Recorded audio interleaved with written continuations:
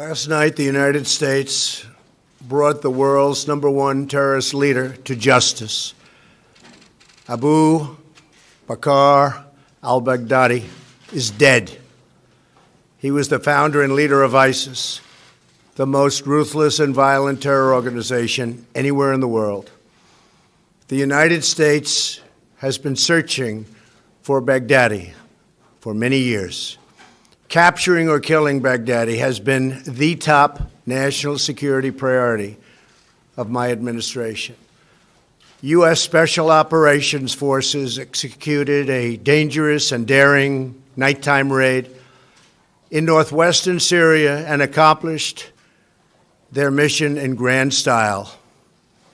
The U.S. personnel were incredible. I got to watch much of it. No personnel were lost in the operation, while a large number of Baghdadi's fighters and companions were killed with him.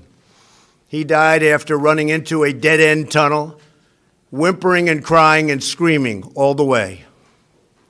The compound had been cleared by this time, with people either surrendering or being shot and killed. 11 young children were moved out of the house and are uninjured. The only ones remaining were Baghdadi in the tunnel, and he had dragged 3 of his young children with him. They were led to certain death. He reached the end of the tunnel as our dogs chased him down. He ignited his vest, killing himself and the 3 children. His body was mutilated by the blast. The tunnel had caved in on it in addition. But test results gave certain, immediate, and totally positive identification. It was him. The thug who tried so hard to intimidate others spent his last moments in utter fear, in total panic and dread, terrified of the American forces bearing down on him. We were in the compound for approximately 2 hours, and after the mission was accomplished, we took highly sensitive material and information from the raid, much having to do with ISIS, origins, future plans, things that we very much want. Baghdadi's demise demonstrates America's relentless pursuit of terrorist leaders and our commitment to the enduring and total defeat of ISIS and other terrorist organizations. Our reach is very long. As you know, last month we announced that we recently killed Hamza bin Laden, the very violent son of Osama bin Laden, who was saying very bad things about people, about our country, about the world.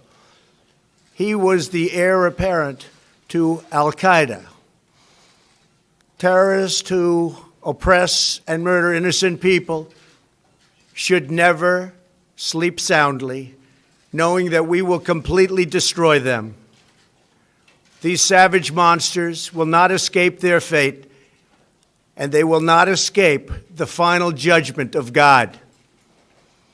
Baghdadi has been on the run for many years, long before I took office.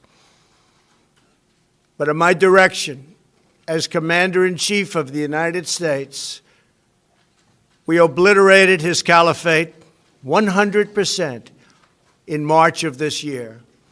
Today's events are another reminder that we will continue to pursue the remaining ISIS terrorists to their brutal end.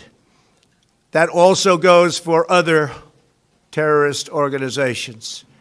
They are likewise in our sights. Baghdadi and the losers who worked for him, and losers they are. They had no idea what they were getting into. In some cases, they were very frightened puppies. In other cases, they were hardcore killers but they killed many, many people. Their murder of innocent Americans, James Foley, Stephen Sotloff, Peter Kasich, and Kayla Mueller, were especially heinous. The shocking publicized murder of Jordanian pilot, a wonderful young man, spoke to the king of Jordan. They all knew him, they all loved him. He was burned alive in a cage for all to see on the execution of Christians in Libya and Egypt, as well as the genocidal mass murder of Yazidis, rank ISIS among the most depraved organizations in the history of our world. The forced religious conversions, the orange suits prior to so many beheadings, all of which were openly displayed for the world to see. This was all that Abu Bakar al-Baghdadi, this is what he wanted. This is what he was proud of. He was a sick and depraved man, and now he's gone. Baghdadi was vicious and violent, and he died in a vicious and violent way as a coward, running and crying. This raid was impeccable and could only have taken place with the acknowledgement and help of certain other nations and people.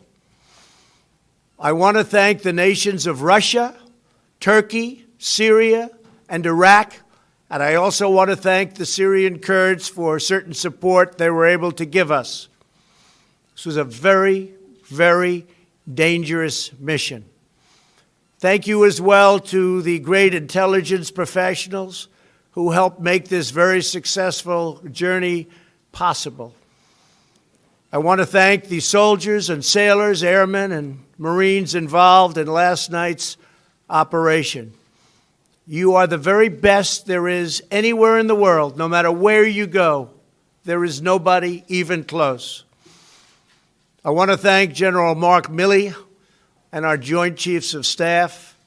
And I also want to thank our professionals who work in other agencies of the United States government and were critical to the mission's unbelievable success. Last night was a great night for the United States and for the world. A brutal killer, one who has caused so much hardship and death, has violently been eliminated. He will never again harm another innocent man, woman, or child. He died like a dog. He died like a coward. The world is now a much safer place. God bless America. Thank you.